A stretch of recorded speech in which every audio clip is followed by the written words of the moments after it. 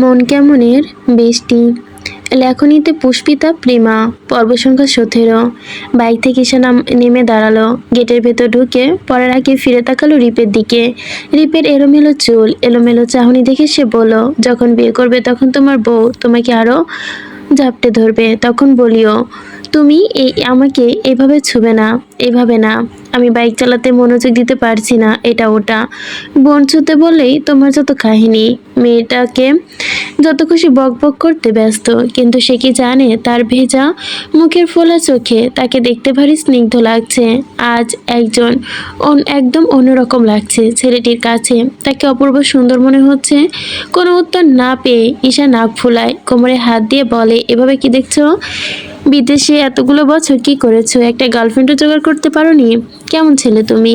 এত সুন্দর একটা ছেলে হয়ে যদি কোনো মেয়ে পটাতে না পারো, তাহলে তুমি কেমন সুন্দর? সুন্দর হিসেবে তুমি ব্যর্থ, রিপুদা। কোনো উত্তর না পেয়ে ঈশা চুপ করে তাকিয়ে থাকলো। রিপ আওয়াজ করে হেসে দেয়, হাসতে হাসতে বলে, এই যে তুই আমাকে সুন্দর বলছিস, এতে আমি ধন্য। আর কারো থেকে সুন্দর হওয়ার প্রশংসা লাগবে না। ঈশা ভেঙচি কাটে, মুখ বিকৃতি করে রিপকে দেখিয়ে চলে যায়। রিপ হাসতে থাকে বাইকে বসে। এই মেয়েটা কি কখনো সেই ছোট্ট ঈশা আছে? সময়ের সাথে সাথে সব বদলে গেছে। কিশোরী ঈশা আজ যুবতী, কিন্তু তার ধ্যান ধারণাগুলো কেন পাল্টায়নি? সে কেন বুঝে না রিপুদার চাওয়াগুলো? বুঝে উঠতে পারছে না কেন এই সুন্দর ছেলেটির প্রেমে পড়তে পারছে না। তার এই বয়সটা তো প্রেম করারই, নাকি এই বয়সের প্রেম বিষয়ক ব্যাপারগুলো ঈশা বুঝতে চায় না। আজ রিপের নিজের ওপর খুব রাগ হয়। সে কেন ইস্যুর ভাই হতে গেল? এই রিপুদা ডাকটি সে ঘৃণা করে। সে তো অন্য কিছু হতে পারতো, অপরিচিত কেউ হতে পারতো। ইস্যুর সাথে তার আচমকা এক মন কেমনের বৃষ্টি দিনে দেখা হতে পারতো। ধীরে ধীরে মন কেমনের অনুভূতিগুলো দুজনে মিলে তাকিয়ে থাকতো। মন কেমন করা চাহনি দিয়ে বুঝে দিতে পারতো রিপ ঈশাকে কতভাবে চায়। ঈশা কি তখন লজ্জা পেত, মাথা নামিয়ে নিত, কোমর হাত দিয়ে এটা ওটা বলতো না যে, রিপদা এভাবে কেন দেখছো? হঠাৎ করে মন কেমনের বৃষ্টিতে মাঝ রাস্তায় দাঁড়িয়ে সে কি ছাতা এগিয়ে দিতে পারতো না? ছাতা দেওয়া নেওয়ার ফাঁকে না হয় দেওয়া নেওয়া হতো তাদের মন। এ এমন একটা সুযোগ কেন এলো না রিপদার? রিপুদা না হয়ে শুধু রিপ হলে কি এমন ক্ষতি হতো? ঈশা নামের মেয়েটি শয়নের স্বপ্নে একটিবারও কি রিপ নামের ছেলেটি আসে না? একটিবার মেয়েটি কেন ভাবতে চায় না, বুঝতে চায় না? তার চোখে অপূর্ব সুন্দর ছেলেটি তাকে খুব করে চায়, তাকে খুব করে বেশি ভালোবাসতে চায়। তাকে সমস্ত সৌন্দর্য শুধু ঈশা নামের মেয়েটির জন্য। মেয়েটি আর কিভাবে বললে বুঝবে? কতভাবে বোঝালে বুঝবে? কখন বুঝবে? গা কাঁপিয়ে আদির জ্বর এলো। খাবার টেবিলে বসে থেকে হাত নাড়াতে পারলো না। রেস্টুরেন্ট থেকে আসা খাবার রায়না গরম করে টেবিলে এনে রাখলো। বলল, আদি এগুলো দিই। আদি চুপচাপ এক লোকমা ভাত মুখে দিয়ে চুপচাপ বসে রইল। এসব খাবার খেতে তার মোটেও ভালো লাগে না। জ্বর আসার কারণে মেজাজ বিক্ষিপ্ত, বিরক্ত নিয়ে বলল, বাড়িতে রান্না হলে কি হয়, রোজ রোজ এইসব আর ভালো লাগে না। রোহানের জন্য মারাত্মক ক্ষতিকর রেস্টুরেন্ট খাবার। রায়না ভয়ে ভয়ে বলল, বাড়িতে রান্না হয়, কিন্তু মা তো বলল তোকে সব খাবার না দিতে। তুই নাকি বাসার খাবার খেতে পছন্দ করিস না? আধি রাতে গ্লাসে আওয়াজ করে আদির আগে গ্লাস আওয়াজ করে রেখে দিয়ে বলল, আমি শুধু বলেছি মিষ্টি জিনিস খাবো না, আই হেট সুইটস, বাকি সব খাবো। মা কোথায়? আলিয়া নেমে এলো, আদির কপালে হাত রাখলো, বলল, জ্বর তো আরো বেড়েই চলেছে আদি, খেয়ে তাড়াতাড়ি মেডিসিন নাও। আদি প্লেট ঠেলে দিল, বলল, আমি এসব বাইরের খাবার আর খাবো না, এমনিতেই বাড়িতে কেউ খাবে না, তুমিও খাবে না মা, বাবাও খাবে না। আলিয়া আদির দিকে তাকিয়ে তাল মেলায়, বলে, আচ্ছা ঠিক আছে, তুমি যা বলবে তাই হবে, এখন খেয়ে নাও। আদি প্লেট ঠেলে দিয়ে আবারও বলল, খেতে ইচ্ছে করছে না। আলিয়া ভেবে বলল, আমি খাইয়ে দেই। আদি মাথা নাড়ালো। রায়নার মিনু দূরে দাঁড়িয়ে আদির বাচ্চামো দেখতে লাগলো। কিছু বছর আগেও এই বাচ্চামোতে আদিটাকে সামলাতো এক ছোট্ট মেয়ে, ঈশা, যার শাড়ির আঁচল শাড়ি পেঁচিয়ে রাখতো আদি সারাক্ষণ, যাতে যাতে মিষ্টি কোথাও পালিয়ে না যায়। মিষ্টি হাতের পায়েস খেতে খেতে অভ্যস্ত আদি আজ মিষ্টি খাবার ঘৃণা করে। মিষ্টি মিষ্টি করে পুরো ঘর মাথায় করে রাখা আদি দিনে একটিবারও সেই মিষ্টির নামটি ভুলে উচ্চারণ করে না। মিষ্টি খাইয়ে দেওয়া ছাড়া আদি খেত না, কিন্তু আজকে সেই আদি পুরোটাই বিপরীত। সত্যি এ কখনোই মিষ্টির ডক্টর না, কখনো হতেও পারে না। জ্বরের ঘোরে মাথা। আদির চক্কর দিয়ে উঠল। আলিয়া ধরে বলল, শরীর খারাপ লাগছে আদি, মেডিসিন নিয়ে নাও। আদি হেসে বলল, ডক্টরদের মেডিসিন নিতে হয় না, ডক্টররা কখনো অসুস্থ হয় না, হলেও তা দেখাতে নেই। আলিয়া চুপ থাকলেন। আদি সোজা উপরে চলে যায়। অল্প সময় ঘুমিয়ে পড়ে। ফোন বাজে তার অনিবরত, ধরতে পারে না সে, ঘুমের দেশে তলিয়ে যায়। ঘড়ির কাঁটায় টুংটাং আওয়াজ তার কানে বেজে ওঠে। তখনই আলোকতলার পাশ থেকে ফিরে শয় সে। ঘুম ঘুম চোখে ফোন হাতে নিতেই দেখতে পায় অনেকগুলো ফোন কল মেসেজ। সে হাসে।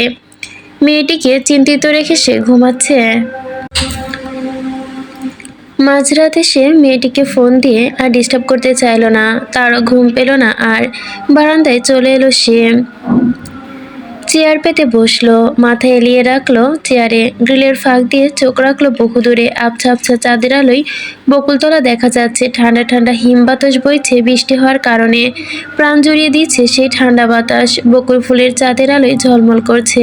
সেই বকুল ফুলগুলোর দিকে দৃষ্টি নিক্ষেপ করতেই চোখের সামনে ভেসে উঠল আঁকাবাঁকা হাতে লেখা সেই কিছু কথা। মন কেমনের রাতে যদি কখনো মনে পড়ে যায় মিষ্টিকে, তাহলে ভেবে নেবেন আপনি মিষ্টিকে ভালোবাসেন। যদি মনে পড়ে যায় মন কেমনের সন্ধ্যায়, তাহলে ভেবে নেবেন আপনি ভালোবাসেন মিষ্টিকে। পৃথিবীর এপার ওপার হোক, সব ভেসে যাক, সবাই যা বলার বলুক, মিষ্টিকে কখনো অবিশ্বাস করবেন না ডক্টর। মিষ্টি আপনার ছিল, থাকবে, আপনি জানেন। আপনিও মিষ্টিকে ভালোবেসেছেন, এতটা ভালোবেসেছেন যে মিষ্টিকে ছাড়া আপনি কিছুই ভাবতে পারতেন না। মিষ্টি একটু রাগ অভিমান আপনাকে জ্বলিয়ে পুড়িয়ে শেষ করে দিত। আপনি জানেন আপনার গলার পাশে দাগটা কিসের? এটা মিষ্টির পক্ষ থেকে রেখে যাওয়া স্মৃতি। দেখেছেন আপনি, দাগটি মুছতে যায়নি তো? আদির হাসি পায়। এই মিষ্টি মেয়েটির সাথে তার কি অন্তরঙ্গ সম্পর্ক ছিল? না হলে এই দাগটি? এত সব প্রশ্নের উত্তর কোথায় পাবে সে? কে দিবে তাকে? মিষ্টি যদি তার ডক্টরকে এতটাই ভালোবাসে, তাহলে এত দূরে কেন থাকে? আচ্ছা, ভালোবাসে বা কি? সে কি কাউকে ভালোবাসে? ইমি কি তার ভালোবাসা? ইমি তো হবে, তারপরও কোথাও একটা কিন্তু কেন জানি থেকেই যাচ্ছে। ইমির প্রতি সে মুগ্ধ হয়ে থাকতে পারে না কেন? সে তো ইমিকে ভালোবাসে, ইমির চোখে কেন সে হারিয়ে যেতে পারে না? ইমিকে তো সে ভালোবাসে, কিন্তু পরক্ষণে তার মন পড়ে যায় আরও একটি কথা। আপনি জানেন ডাক্তার, ও মিষ্টিকে ভালোবেসেছিলেন। আদি অবাক হয়। সে মিষ্টিকে ভালোবেসেছে? দুজনের কি একসাথে কখনো ভালোবাসা যায়? কে সত্যি, কে তার ভালোবাসা, আর কে ভালো লাগা? রাত কাটে নির্ঘুম, এভাবে চেয়ারে বসে। ওই আকাশের চাঁদ তার সাক্ষী। মিনি ঠোকর দেয় ঈশার নাকের ওপর। ঈশা আওয়াজ করে বলে, মিনি ব্যথা পাচ্ছি। মিনি আবারও ঠোকর দেয়। পরীক্ষায় কোলে নিয়ে বসায় সোফায়, আর চোখে দেখছে মিনি আর ঈশার কাণ্ড। মিনি আর ঈশার গালে ঠোকর দিল। মিন মিন করে বলল, মিষ্টি খাবো। ঈশা শুনল না, বলল, আর না মিনি, কিছুক্ষণ আগেই খেয়েছো, কিছু খেলে পেট খারাপ করবে। মিনি আবারও ঈশার হাতে ঠোকর দিল। ঈশা ব্যথা পেল। পরীর সাথে খেলতে খেলতে বলল, ঈশা তুই কি পাগল? রেখে দে মিনিকে। ঈশা হাসলো, বলল, তুমি তোমার কাজ করো। ঈশা হাতে তার মিনিকে নিয়ে ছাদের দিকে চলে গেল। মোনা এসে বসে পড়ল রিপের পাশে, বলল, দুই ভাইয়ের এত চেপে রাখার অভ্যাস কেন? মিনি ঠোকর দিচ্ছে, সে সহ্য করতে পারছিস না। অন্য কেউ ঠোকর দিলে কি করবি? রিপ ঘাড় ঘুরিয়ে তাকালো মোনার দিকে। পরি ডাকলো, পরীর সাথে সোজা হয়ে বসলো। বাজে কথা বলো কেন? কে ঠোকর দেবে? কার এত সাহস? মোনার চোখ নামিয়ে হাসে, অনিচ্ছুক সে হাসি। রিপ নড়ে চড়ে বসে।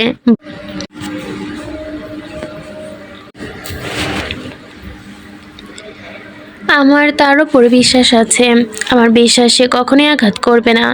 ইস্যুর মতো করে আমি বোধহয় আর কাউকে চোখ বন্ধ করে বিশ্বাস করতে পারবো না। ও আমার অনেকটা জোরে। মিনা মুখ মোড়ালো, বলল, ছাড়া তো ঢং, সারাদিন আমাকে বলে বেড়াস। যাকে বলে তাকে বললে কি হয়? তোকে কি বলবো? তোর ভাই তো তার চাইতে আরও বেশি। কোনোদিন আমাকে কোনো কিছু বলেনি, কিন্তু আমি জানি তোর ভাই আমাকে খুব ভালোবাসে। আমি তার চোখে পড়তে পারি। আমার খুব খারাপ সময়েও আমি তাকে আমার পাশে পেয়েছি। এর চাইতে বেশি আর কিছু চাই না। রিপ কথা কেড়ে নিয়ে মোনারকে মুখ থেকে বলে, তোমাকে কিছু বলে বুঝিও, তুমিও পড়তে পারো, কিন্তু ও তো পড়ার কথা না, সে পারেও না। মোনা হকচকিয়ে গিয়ে রিপের কথায় অমন প্রশ্নে বলে, আরে ধুর, তুই শুধু শুধু ইস্যু ইস্যু করছিস কেন? মেয়ে কি কম পড়েছে? তোর মতো ছেলের জন্য কত মেয়ে পড়ে আছে, তুই পড়ে আছিস এই একটার জন্য। আর চাইতেও বেটার ডিজার্ভ করিস তুই। রিপ পরীকে তার কোল থেকে নিয়ে বসায়, বলে, আমি তো কখনোই বেস্টটা চাইনি, চাইও না। আমার এই একজনকেই চাই, আমার কাছে ওই একজনই বেস্ট ছিল, আছে আর চিরকাল থাকবে। তুমি জানো আমি অন্য কারো কথা ভুলেও ভাবতে পারি না। ইস্যু কি করে পারবে? ইস্যু আমায় চায় না, এই কথাটাকে আমি বিশ্বাস করি না। ইস্যু নিশ্চয়ই আমায় ভালোবাসে, হয়তো বলে না, আমি বলি না তাই। মোনা চুপ করে শুনে, এক নিশ্চুপ প্রেমিকের অব্যক্ত অনুভূতি। আচ্ছা রিক, ও কি তাকে এতটাই বিশ্বাস করে, এতটা ভালোবাসে? এভাবে তো কখনো ভেবে দেখা হয়নি। মোনা পরি চুল সরিয়ে কপাল থেকে রিপকে বলে, অত ভঙ্গিমা না করে বলে দে, নয়তো একদিন একদমই বলবি না। অন্য কাউকে খুঁজে নে, নিজেকে কষ্ট আর বাড়িয়ে দিস না। রিপ আবারও অবাক হলো সামান্য, পরে বলল, কষ্ট কেন বাড়বে?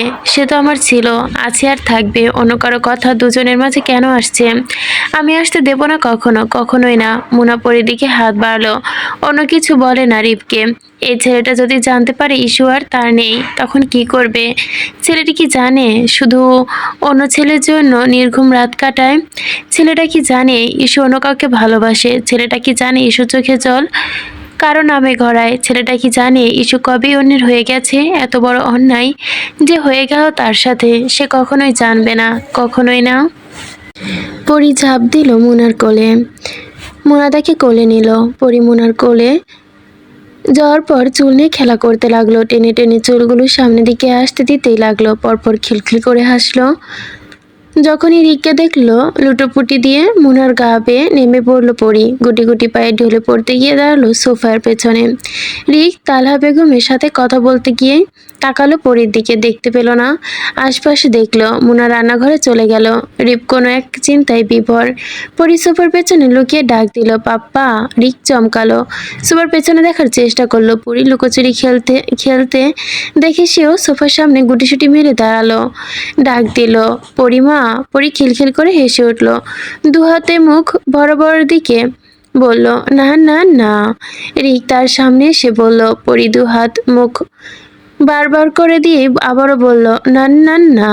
পরি এবার মুখ থেকে হাত সরালো, তখন দেখলো রিক সরাচ্ছে, তখনই আবার মুখ ঢেকে ফেলছে দু হাত দিয়ে। এভাবে চললো কিছুক্ষণ। রিক সরালেই পরি দু হাত দিয়ে ঢেকে ফেলে, পরি সরলে রিক ঢেকে ফেলে।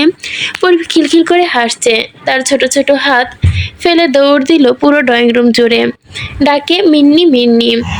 রিক হাঁটে পরির পিছু পিছু, পরি দৌড়ায় খিলখিল করে হেসে হেসে, পাপ্পা পাপ্পা ডাকে। রিক থেমে যায়, হাত বাড়িয়ে পরিকে ডাকে, পরি, না না না না না বলে দৌড়ায়। রিক আবারও হাসে। তালা বেগম আর জাহির মিয়া পরি আর রিকের কাণ্ড দেখে হেসে কড়াকড়ি খায়। চাপা স্বভাবে রিক পরির জন্য বোধহয় হাসতে শিখেছে। ছেলের মুখে হাসি দেখে তালা শান্তি পায়। পরির সাথে দৌড়ায় না রিক, কারণ তাকে যেতে দেখে পরি জোরে দৌড় দিচ্ছে, পড়ে যেতে পারে পরি, তাও পিছু পিছু তাকিয়ে তাকিয়ে দৌড়াচ্ছে। রিক তাকে হাত বাড়িয়ে ডাকে, পাপা পাপা কোলে আসো মা। পরি মাথা নাড়ায়, সাথে সাথে চুলগুলোও নাড়ে। মাথা হেলিয়ে দুলিয়ে পরি নান্না নান্না করে। রিক এগিয়ে যায় পরির দিকে। পরি দৌড়াতে দৌড়াতে তালা বেগমের পিছে গিয়ে দাঁড়ায়। তালা বেগম পা বাড়িয়ে ধরে, রিক আবার এগিয়ে আসে। পরি দৌড় লাগায়, জহির মিয়ার পা আঁকড়ে ধরে। রিক মেঝেতে হাঁটু গেড়ে বসে, পরিমা, পাপা টায়ার্ড, আর দৌড়িও না। পরি জাহির মিয়ার পেছন থেকে গলা পেঁচিয়ে ধরে রিককে, বলে, পাপ্পা দাদা। একই সাথে সবাই হেসে ওঠে। রিক হাঁটু গেড়ে বসে। পরি রিকের বসে থাকা দেখে এক পা দুপা করে রিকের দিকে এগিয়ে আসে, হাতের ছোট্ট মুঠি দিয়ে চুল আঁকড়ে ধরে। রিক হেসে হাত বাড়িয়ে দেয়। পরি চোখ পাকিয়ে তাকায় রিকের দিকে, ছোট ছোট পা ফেলে দৌড়ে যায়।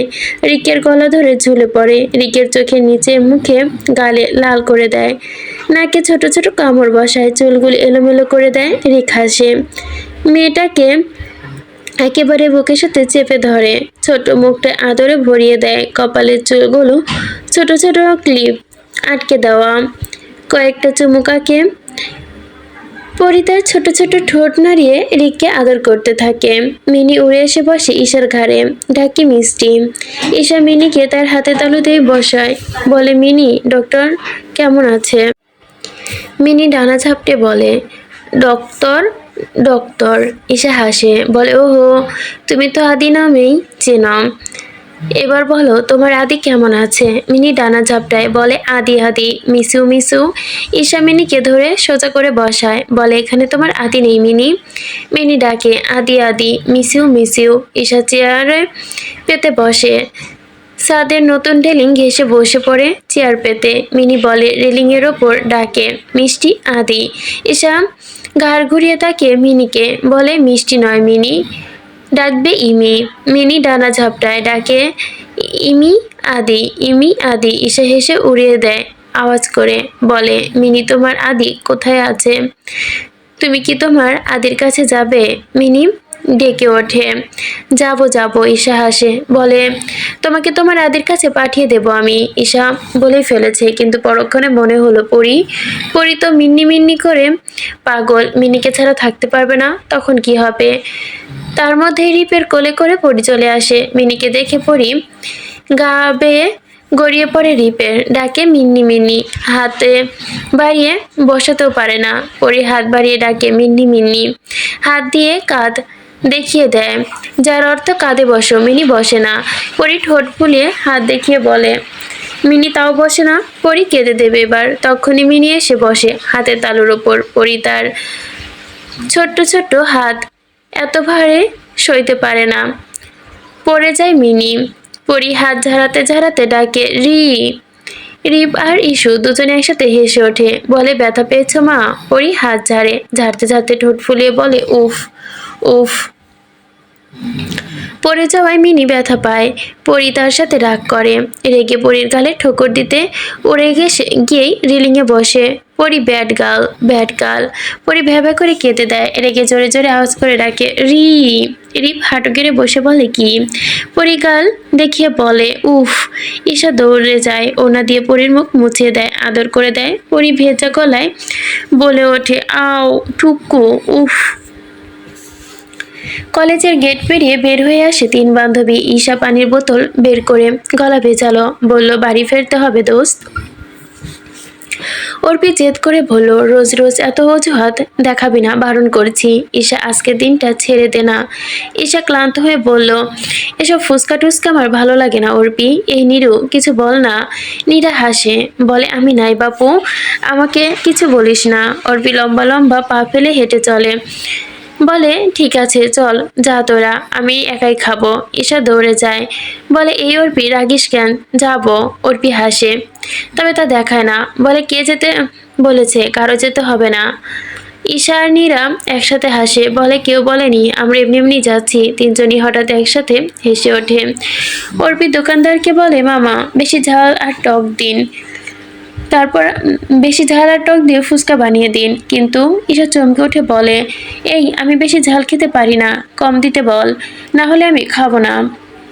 অর্পি হাসে, বলে ঝাল খেতে ভালো লাগে, ঝাল না খেলে ভোতা হয়ে যাবে আজীবন। নীরা মাথা চুলকে বলে এটা কেমন লজিক? অর্পি হেসে বলে এটা আমার আম্মা বলে, ঝাল খেলে নাকি ভোতা মুখ ধারালো হয়। অর্পির কথায় সবাই হো হো করে হেসে ওঠে, আর ঈশা প্লেট হাতে নিয়ে ভয় ভয় মুখে দেয়। তা দেখে ঝাল নেই বেশি, তারপরেও অর্পি বলে এই রে ঝাল কেমন? ঈশা মাথা নেড়ে বলে ঠিক আছে। নীরা বলল আমিও ঝাল খেতে পারি, এর চাইতেও বেশি হলেও খেতে পারবো। প্রথমে কোনো প্রক্রিয়া বুঝলো না, খেতে খেতে ঈশা থেমে গেল, গালে দেওয়া ফুচকা গিলতে পারলো না।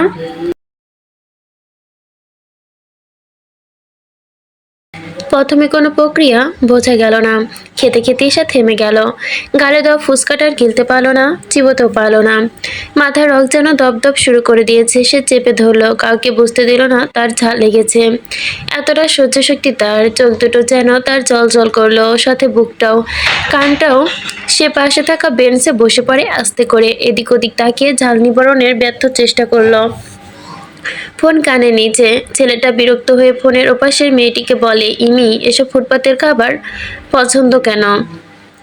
ফোনের ওপাশের মেয়েটি হেসে বলে, ফুটপাতের কেন বলছো? আমি শুধু ওই দোকানের ফুচকাই খাই, অন্যদেরগুলো খাই না। কেন খাই সেটা তুমি নিশ্চয়ই বুঝতে পেরেছো। আদি ফোন কানে রেখে বলে, মামা ফুচকার এই বক্সে দিবেন, ঝাল কম দিবেন। আইমি ওপাশ থেকে বলে, না আদি, বেশি ঝাল বেশি টক, প্লিজ প্লিজ। আদি বারণ করে, না ইমি, তুমি অত ঝাল সইতে পারবে না, জেদ করো না। ইমি কণ্ঠস্বর নরম করে বলে, আচ্ছা। আদি হেসে বলে, ইমি রাগ করেছো? ইমি বলে, না না, রাগ করিনি। আদি হাসে, বলে, আচ্ছা আপনি যেটা বলবেন সেটাই হবে, বেশি বেশি ঝাল হবে। ইমি হেসে দেয়, বলে, মেনি মেনি থ্যাঙ্কস আদি। আদি মাথা চুলকায়, বলে, ইমি কথা দিয়ে কি করে ইগনোর করতে পারে আদি? ইমি যা বলবে আদি তাই করবে। আদি তো ইমির জন্যই। নীরবর্পী হাসির আওয়াজের কারণে আদি ফোন রেখে দেয়। পকেটে ফোন ঢুকিয়ে রেখে বাম পাশে তাকাতেই চোখ পড়ে একটি মেয়ের দিকে। মেয়েটি পায়ের আঙ্গুল দিয়ে মাটিতে আঁকিবুকি করছে, জুতো জোড়া খুলে ফেলেছে, মাথা নিচু করে চোখ বন্ধ করে আবারও চোখ খুলছে। ফুচকার অর্ধেক খাওয়া প্লেট পাশে রাখা। আদি ভুরু কুঁচকে তাকায় ঈশার দিকে। মেয়েটি এমন করছে কেন? নীরা ছুটে গেল ঈশার দিকে। ঈশা মুখ তুলে তাকায়। নীরা ভড়কে যায়। অর্পি ভয় পেল। ঝাল কি বেশি হয়েছে? ঈশা পুরো মুখ ঘেমে গেছে। সে ওড়না দিয়ে মুখ মুছতে মুছতে দাঁড়িয়ে পড়ল। নীরা বলল, তোরা ধীরে ধীরে ধীরে ধীরে সুস্থ আয় দোস্ত, আমাকে যেতে হবে, তোরা খেয়ে নে। অর্পি বোতল এগিয়ে দেয়। ঈশা নেয় না। নীরা অবাক হয়ে বলে, দেখ চোখ দিয়ে কিভাবে পানি পড়ছে, পানি খা, একটু বস, তারপর না হয়। ঈশা তাড়াতাড়ি বুড়ো মুখ মুছে নিল। বলে, এই ঝাল লাগছে একটু একটু, এমনই, চিন্তা করিস না, আমি আসি, তোরা সাবধানে যাস। নীরা অর্পি হতভম্ব হয়ে তাকিয়ে রইল ঈশার দিকে। এ মেয়েটা কি, পানিও খেলো না? ঈশা লম্বা লম্বা পা ফেলে হাঁটলো। কারো কোনো কথা শুনলো না। পুরো মুখ আবারও ঘেমে উঠল। কারো দৌড়ে আসার আওয়াজ শোনা গেল পেছনে। টিস্যু এগিয়ে দিল আদি, বলল, মুখ মুছে নিন। ঈশা দাঁড়ালো না, টিস্যু নিল না, শুধু লম্বা লম্বা পা ফেলে হেঁটে গেল। আশেপাশে তাকিয়ে রিক্সা খুঁজতে লাগলো। রিক্সা পেল না। আদি গাড়িতে বসে পড়লো। ঈশার সামনের দিকে গিয়ে বলল, উঠে বসুন। ঈশা দাঁড়ায় না, তারপরও। আদি অবাক হয়, এই মেয়ে কি তার কথা শুনছে না? আদি গাড়ির হর্ন বাজালো। বলে, কি সমস্যা? উঠতে বলেছি। ঈশা জবাব দেয় না, হাঁটে। হাঁটতে হাঁটতে হঠাৎই থেমে যায়, দাঁড়িয়ে পড়ে। আদি তার কথা শোনায়, পানির বোতল এগিয়ে দেয়, বলে, পানি খেয়ে উঠে বসুন। এত রং তামাশা ভালো লাগে না, বন্ধুর বোন তাই হেল্প করছি। এখন রিক্সা পাওয়া ট্রাফ, উঠুন। এসে একটু দূরে দৃষ্টি নিক্ষেপ করে। কালো গাড়ি থেকে মাথা বের করে তাকালো তার দিকে কেউ একজন। ভয়ে তার বুক কেঁপে উঠলো। কানে বেজে উঠলো একটি ডাক, আম্মা। চোখে ভেসে উঠলো খিলখিল করে হাসে একটি মুখ। তার চোল শক্ত হয়ে গেল। কালো গাড়ির ভেতরে বসা লোকটি তার সতর্কবাণী। আদির মাথার রক চড়ে বসলো। সে গর্জে উঠে বলল, উঠবেন কিনা? আপনার সাথে আমার কথা আছে, উঠুন। ঈশা রক্তিম চোখে তাকায় আদির দিকে। রোশনাল দগ্ধ হয়ে চেঁচিয়ে ওঠে, বলে, কি চাই আপনার? এত নির্লজ্জ মানুষ আমি জীবনেও দেখিনি। আপনার মতো মানুষকে আমি ঘৃণা করি, নির্লজ্জ কোথাকার। একা পেয়ে যা ইচ্ছে তাই করতে ইচ্ছে করছে, তাই না? নেক্সট টাইম থেকে এভাবে পিছু নিলে খুব খারাপ হবে। পাবলিককে ডেকে এনে মেরে রাস্তায় ফেলে রাখবো। লজ্জা হয় না? বারবার বলেছি, কিন্তু আপনি আমার কথা শুনছেন না। এত নির্লজ্জ বেহায়া মানুষ হয় কিভাবে? ঘেন্না হয় আমার, ছি। আদি হতভম্ব হয়ে যায়, কোনো কথা বলতে পারছে না। এই মেয়েটা তাকে নির্লজ্জ বলল? সে নির্লজ্জ? এত বড় দুঃসাহস! ঈশা হাঁপিয়ে উঠল, ঘন ঘন শ্বাস নিল। গাড়ির সিটে বসে থাকা ছেলেটির দিকে তাকিয়ে বলে, আপনি আর কখনো আমার সামনে আসবেন না। আপনাকে আমার সহ্য হয় না। আপনার সাথে আমার কি? আপনি কে হন আমার? লজ্জা থাকলে আর কখনো আমার সামনে আসবেন না আপনি। খালি রিক্সা যেতে দেখে ঈশা দৌড়ে যায়, রিক্সাতে উঠে বসে, বলে, মামা একটু তাড়াতাড়ি যান। তার গলার কণ্ঠ ক্ষীণ। রিক্সা চালক অবাক হয়, রিক্সা চালাতে মনোযোগী দেয়। রক্ত টকবক করছে আদির মাথায়। সে গাড়ি ঘুরিয়ে নেয়, গাড়ি চালায় জোরে। মাঝরাস্তায় যেতে না যেতেই গাড়ি থামায়, ফোন রিসিভ করে কানে দেয়। ফোনের ওপাশে মেয়েলি কণ্ঠস্বর ভেসে ওঠে, আদি ফুসকা নিয়েছো? কোথায় তুমি? আদি ফোন কানে নিয়ে বসে থাকে। মারাত্মক ভুলে গেছে, বক্স সে নিতেই ভুলে গেছে। রিক্সায় বসা এসা ডুকরে কেঁদে ওঠে। এসব আর তার সহ্য হচ্ছে না। আর কত ভয়ে ভয়ে দিন কাটাতে হবে তাকে? আর কত সহ্য করবে এইসব অন্যায়? ফোন বেজে ওঠে তার। ফোন কানে দেওয়ার সাথে সাথেই বেজে ওঠে, গ্রেট, দারুণ কাজ করেছো, মনে থাকে যেন। ঈশা ঘৃণিত ফোনটি কেটে দেয়। কোনো মতে বাসায় গিয়ে পৌঁছায়। সামনে এসে পড়া ছেলেটাকে দেখে সে হামলে পড়ে। রিপ কিছু বোঝে ওঠার আগে ঈশা জাপটে জড়িয়ে ধরে তাকে। সে অবাক হয়ে যায়, বলে ইস্যু কি হয়েছে? ঈশা কাঁদতে কাঁদতে ভিজিয়ে দেয় রিপের বুক। এলোমেলো ভাবে বলে, রিপদা, আমি আবার অন্যায় করেছি, আবারও আমার নিজের ক্ষতি করেছি। আমি নিজ থেকে আমার আপনজনদের দূরে ঠেলে দিয়েছি। আমি কারো ভালোবাসা পাওয়ার যোগ্য নই রিপুদা। আমার কপালে কেন সুখ হয় না রিপুদা? আমার কি দোষ? আমি ভালো থাকার ইচ্ছেগুলো কেন মেরে ফেলি রিপুদা? আমার সুখে থাকতে ইচ্ছে করে, আমারও ভালো লাগে ভালো থাকতে। একটুও ভালো লাগছে না এখন সবকিছু।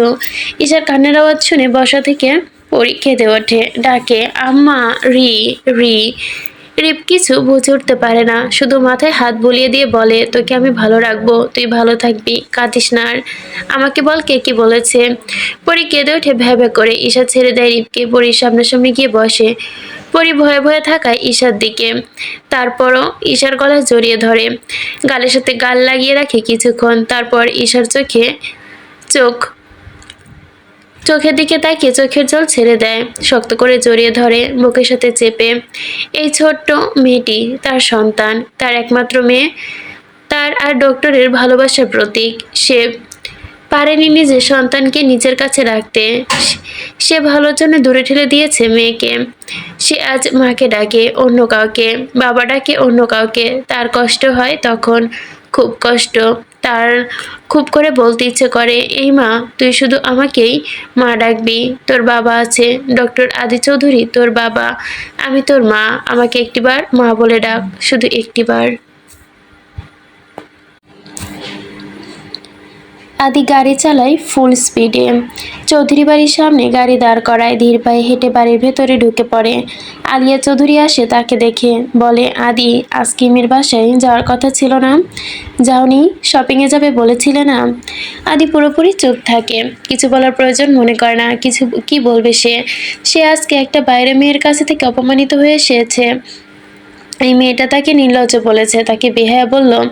এত এত কথা তাকে বোধহয় আজ অব্দি কেউ শোনায়নি, কিন্তু তারপরেও সে ভয়ঙ্করভাবে রেগে যেতে পারছে না। কিসের এত দেমাক মেয়েটির? মেয়েটির এমন কি আছে যার জন্য আদি চৌধুরীর অমন একটা মেয়ের জন্য পাগল হয়ে যাবে, তার পেছনে ঘুরঘুর করবে? এই প্রশ্নগুলোর উত্তর তো আদি নিজের কাছেও নেই। সে নিজের রুমে চলে গেল। আলিয়া হতবাক হয়ে দাঁড়িয়ে রইল। আদি এত চুপ কেন? রুমে ঢুকে সে বিছানায় বসলো। কি থেকে কি হয়ে গেল সে বুঝতে পারছে না। মেয়েটিকে তো সে সাহায্য করতে গিয়েছিল, এত এত কথা শোনালো মানে কি? আদি মেয়েটার চাইতে নিজেকে আদির মেয়েটার চাইতে নিজের উপরে বেশি রাগ লাগছে। সে কেন তখন মেয়েটাকে দুটো কথা শোনাতে পারেনি? বিছানার একপাশে বসানো পুতুলটি, তাতে চোখ পড়লো আদির। সে হাত দিয়ে টেনে সেটাকে তার সামনে বসালো। অনেকক্ষণ সময় নিয়ে দেখলো সেটিকে। হঠাৎই তার খুব কিছু একটা মনে পড়লো। সে দ্রুত গতিতে তার ওয়ার্ডরোবের কাছে গেল, অ্যালবাম হাতে নিয়েই পৃষ্ঠা উল্টালো। ছবি ছাড়া সে যখন কিছু পেল না, তখন ছবিগুলোর দিকে চোখ পড়ল। ছবিতে থাকা মেয়েটির মাথা তার কাঁধে, বাহুতে জড়িয়ে কিছু সুন্দর করে মেয়েটি হাসছে। এটি ইমি। আদি ছবিটির অ্যালবাম থেকে খুলে নিল। হাসি মাখা মুখটির দিকে সে চেয়ে থাকলো। ইমি সুন্দর, অপূর্ব সুন্দর, ভয়ঙ্কর সুন্দর, কিন্তু এই সুন্দর কোনোভাবে আকৃষ্ট করছে না আদিকে। সে কেন চেষ্টা করে মুগ্ধ হতে পারছে না ইমির মাঝে? দৃষ্টি স্থির রাখতে পারছে না এত তীব্রভাবে কেন? কেন এত আড়ষ্টতা? ছবিটা অনেকক্ষণ ধরে দেখে সে রাখতে চায় না। চোখ পড়ে যায় আরো একটি চিরকুট, ছবির নিচে ও চিরকুট। আদি তাড়াহুড়ো করে সামান্য উত্তেজিত হয়ে বের করে সেই চিরকুট। ভাঁজ খুলে গুটি গুটি হাতে সেই লেখাগুলো চোখে পড়ে। তাতে লেখা, মিষ্টির জন্য টেডি বিয়ার এনেছেন তো ডক্টর? আদি অবাক হয়ে পুতুলের দিকে তাকায়। এটির কথা বলেছিল হয়তো মিষ্টি। বাকি ছবিগুলোর ভাঁজে আরো চিরকুট পাওয়ার আশায় আদি ছবিগুলো বের করে। তার অনুমান ঠিক হয়। একটি চিরকুট বেরিয়ে আসে ছবির নিচ থেকে। চাপা উত্তেজনা কাজ করে আদির মাঝে। একটি একটি করে চিরকুট নেয় সে, চোখ বোলায়। ডক্টর, আপনি যদি সত্যি মিষ্টির খোঁজ পেতে চান, তাহলে এক মন কেমনের বৃষ্টিতে মাঝ রাস্তায় গিয়ে দাঁড়াবেন, কিংবা বকুলতলায়। কোনো না কোনোভাবে হয়তো নিয়তির সঙ্গে দেখা হবে, কিংবা আপনি তাকে অনুভব করতে পারবেন। আদি কোনো কিছু ভেবে উঠতে পারছে না। উত্তেজিত তার তীব্র থেকে তীব্র হচ্ছে। সে আবারও চোখ বোলায়। আপনি কি এখন আর পায়েস খান না ডক্টর? শুনেছি আপনি নাকি মিষ্টি ভালোবাসেন না, ঝাল খেতে পছন্দ করেন। মিষ্টির সাথে সাথে মিষ্টি খাওয়া ভুলে গেছেন আপনি।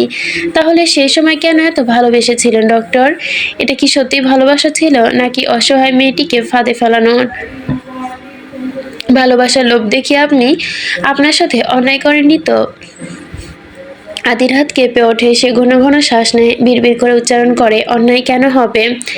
আমি সত্যি ভালোবেসেছি নিশ্চিত, কিন্তু মিষ্টি যদি এতই ডক্টরকে ভালোবাসে তাহলে সে অন্য কারোর সাথে সংসার, অন্য কারোর কাউকে বিয়ে না, সে তো অনেক আগে থেকে বিবাহিত ছিল, তাহলে ভালোবাসার প্রশ্ন কেন আসছে?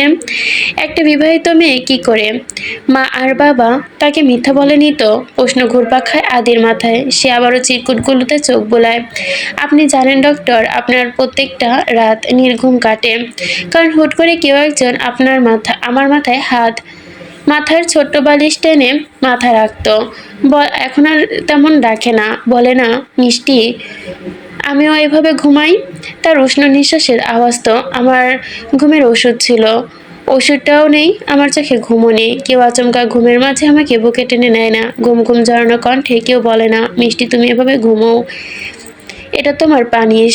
কারো উষ্ণ ও চুম্বন ঢেউ খেলে না আমার কপালে। আমার ঘুম আসে না ডাক্তার, আমার কষ্ট হয়, খুব কষ্ট হয়। আপনাকে দূরে ঠেলে দেওয়ার শাস্তি আমি পাচ্ছি, প্রতিনিয়তই পাচ্ছি। এই দেখুন না, আপনি চলে গিয়েছেন মাত্র কয়েকদিন হচ্ছে, কিন্তু আমার কাছে মনে হচ্ছে আপনি আমাকে আমি আপনাকে কতদিন দেখি না, কতকাল দেখি না, কতকাল ছুঁই না। আপনার রাগগুলো আমি খুব মিস করি ডক্টর, আপনার অভিমানী চোখ আমি মিস করি, আপনার মুখে মিষ্টি ডাকটা আমি খুব মিস করি, আপনার মুখে সেই মিষ্টি ভালোবাসি শব্দটা খুব মিস করি। আমি আপনাকে খুব খুব মিস করি ডক্টর। আপনার কি মনে পড়ে মিষ্টিকে? এ কেমন শাস্তি ডক্টর? আপনার কষ্ট হয় না? আমার তো কষ্ট হয়। আপনি কি কখনো ছুটে আসবেন না এই মিষ্টির কষ্টগুলো লাঘব করে দিতে? ভালোবাসি শব্দটা কি শুধু মুখের কথা ছিল? কখনো কি ভালোবাসেননি আমায় আপনি? আদির মনে হলেই চিরকুটের লেখা শেষ না হতেই ভালো হতো। আদি চিরকুটগুলো আজ থেকে আর পড়বে না, এগুলো সে খুব যত্ন করে রেখে দিবে অ্যালবামের পাতায়। এত আবেগ ভালোবাসা মেশানো কথাগুলো মিষ্টি লিখন ডক্টরের উদ্দেশ্যে। প্রশ্ন ছুড়ল, কিন্তু সেই প্রশ্নের উত্তর দেওয়ার জন্য কোনো অপশন রাখলো না।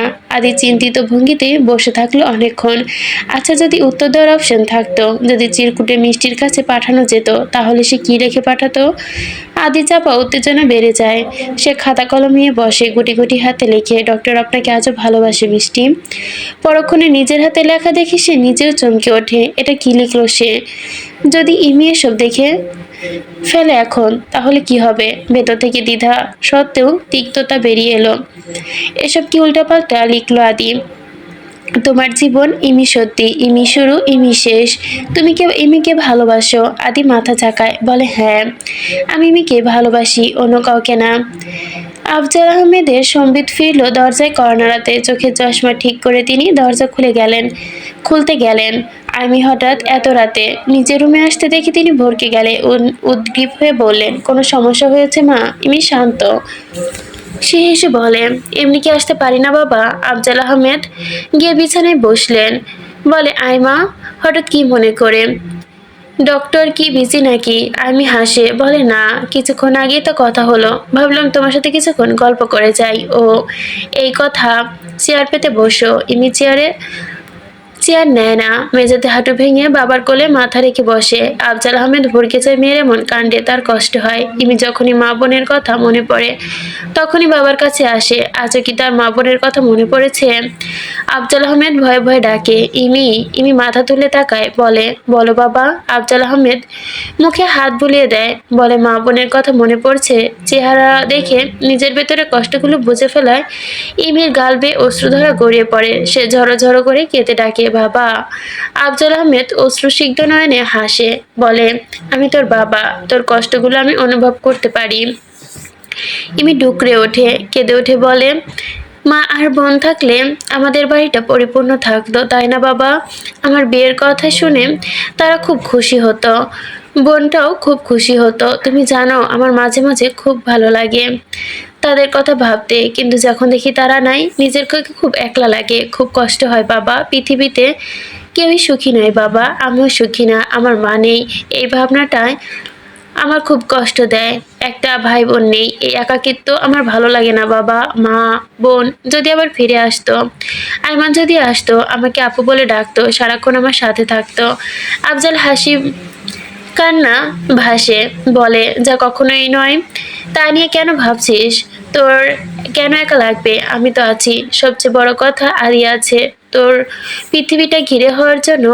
তুই একা কোথায়? আমি বাবার দিকে তাকিয়ে বলে, আদি কি সত্যি আছে বাবা? যদি সে থাকতো তাহলে তার চোখে আমাকে কেন দেখি না?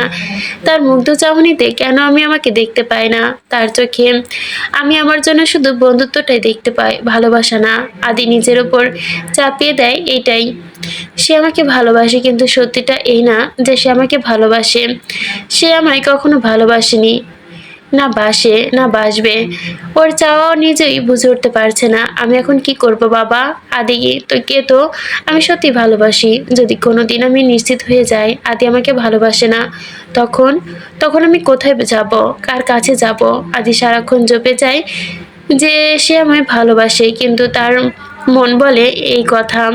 আমি তাকে ভালোবাসি, তাই আমি বুঝতে পারি সে অন্যের কাছ থেকে নিজেকে লুকানোর জন্যেই বলে বেড়ায় আমাকে ভালোবাসে। কিন্তু সে কে বাবা? যাকে সে শুরু থেকে ভালোবাসে, এখনো সে বাসে, তাকেই বাসবে। ইনি কখনোই না। আমি তো ভালো লাগা বন্ধু। আফজাল আহমেদ মনোযোগ দিয়ে শোনে ইমির কথা, বলে, এসব তুমি কি বলছো ইমি? আদি শুধু তোমাকে ভালোবাসে, অন্য কেউ কে হবে? আদি তো তোকে ছাড়া আর কাউকে ভাবতেই পারে না, কারোর সাথে মিশে না। আদি তোকে চাই, তুই ওকে ভুল বুঝতেছিস। আমি ওকে বুঝতে পারি বাবা। ও নিজেই নিজেকে বুঝতে পারে না, ও নিজে কি চায় সেটাও বুঝতে পারে না। ও নিজেকে নিজে পড়তে পারে না। কিন্তু আদি তো তোকে বিয়ে করবে বলেছে। সত্যি? অন্য কাউকে না। ও অন্য কাউকে প্রশ্নেও আসে না। আইমি হাসে, বলে, ও বলেছে তাই আমিও করছি। আমি ওকে ভালোবাসি বাবা। ও যা বলেছে তাই আমি মেনেও নিচ্ছি, কারণ আমি ওকে হারাতে চাই না। আর আমার ভয় হয় খুব, বিয়ের পর যদি আমি বুঝতে পারি সে অন্য কাউকে ভালোবাসে, তখন আমি কি করব? ও কখনোই বলবে না আমায় সত্যি, কিন্তু নিজে ধুকে ধুকে মরবে।